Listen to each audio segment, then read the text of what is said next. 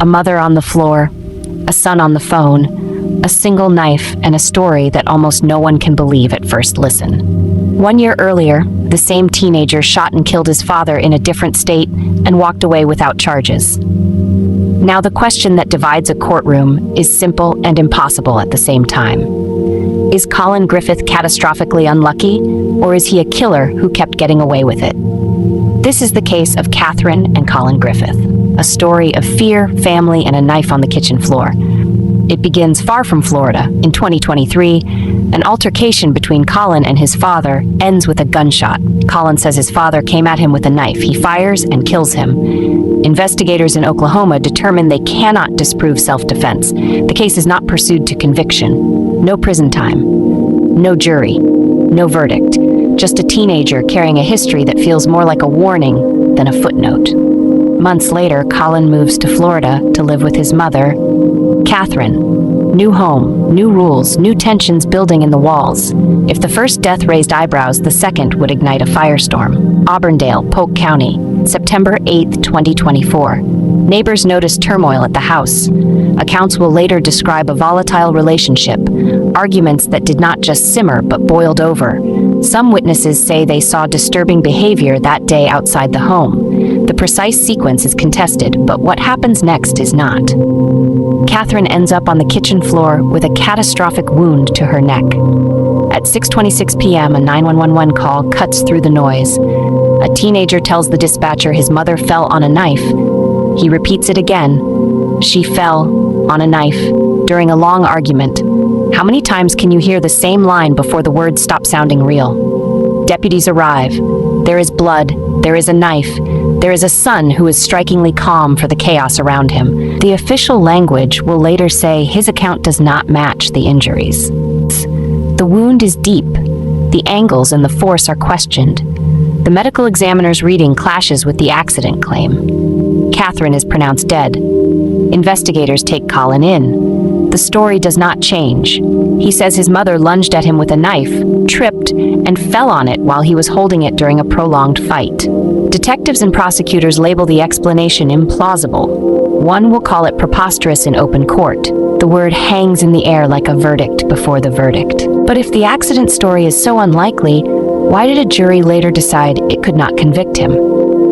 3 days after the killing, the Polk County Sheriff announces the arrest of a 17-year-old on first-degree murder and kidnapping. Investigators say physical evidence contradicts an accidental fall. They point to witness statements about what happened in the hours before Catherine's death. The public narrative hardens. The son is the killer. The mother is the victim. The case appears open and shut, on paper. But courtrooms are not built on paper. They are built on proof. February 2025, Bartow, Florida.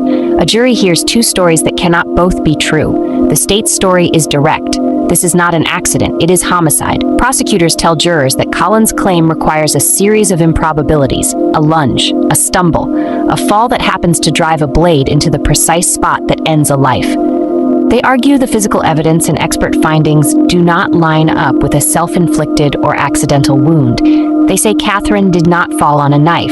They say Collin used it. The word preposterous returns in closing like a drumbeat. The defense story is messy, painful, and human. It paints a house where conflict is normal and fear is routine. It suggests Catherine could be volatile, unpredictable, even violent. It invokes the long fight Collin described, the heat of it, the momentum and panic of a lunge no one sees except the people in the room. It advances a theory many find difficult to hear, that Catherine may have created the conditions of her own death, up to and including what one lawyer called suicide by son. The jury is asked to measure doubt, not like a scale, but like a shadow that never fully disappears. Then a twist from an unexpected place. A family member takes the stand and casts doubt on Catherine's credibility in past episodes, feeding the defense suggestion that what she said and what happened did not always match. It is the kind of testimony that can tilt a close case, not because it answers the key question, but because it makes you hesitate before you say you know. 2 days. That is how long it takes. The jury returns, not guilty of first-degree murder, not guilty of kidnapping. A teen who already once escaped a homicide prosecution on self-defense grounds is cleared again, this time in front of a jury. Relief floods one side of the courtroom. Outrage simmers on the other. Outside, cameras capture a story with a headline that seems almost designed to provoke. Teen acquitted in mother's stabbing 1 year after killing father in self-defense. The law is not about perfect stories. It is about proof. And in this courtroom, the state could not break the defense theory beyond a reasonable doubt. Was this an accident that reads like a fiction, or a fiction that sounded just plausible enough? Did the trauma of the first death warp everything that came after? Would Catherine still be alive if someone had intervened earlier, long before knives and 911 calls, when two people living under the same roof were learning how to live with anger and fear? The neighbors' accounts of turmoil linger. The forensic contradictions linger. The words on the 911 tape linger. There are pieces of this story that will never fit together perfectly. And there is a grave in Florida and another in Oklahoma that will always sit in the background like punctuation at the end of a sentence you do not want to finish. Some cases end with certainty. This one ends with a verdict and a vacuum. The law has spoken, the questions have not. Was this a teenager twice forced to survive against a violent parent, or a young man who learned that chaos can be a cover if you hold steady and never change your story? You heard the evidence. You heard both theories. Now you decide which story you believe. Leave your thoughts in the comment section. Until next time, please stay safe out there, and as always, stay weird.